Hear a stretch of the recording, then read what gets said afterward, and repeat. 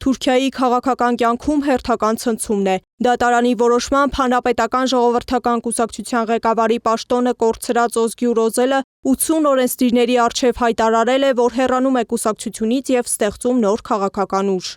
Մենք չենք տրվում նման ճնշմանը, մենք սկսում ենք Էրդողանի դեմ պայքարի նոր փուլ, այսօր տխուր հրաժեշտի շեմին ենք, բայց մեզ հետ տանում ենք նոր սկզբի հույսը։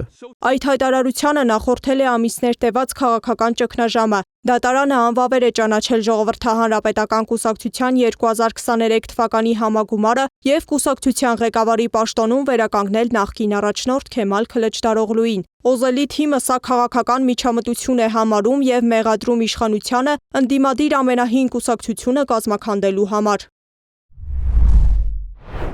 Քլչդարօղլուին բոլորը սկսեցին դիտել որպես Էրդողանի մարդ, այսինքն տրոյական ձի, որ եկավ, ներսից քանդեց, եւ արդյունքը եղավ այն, որ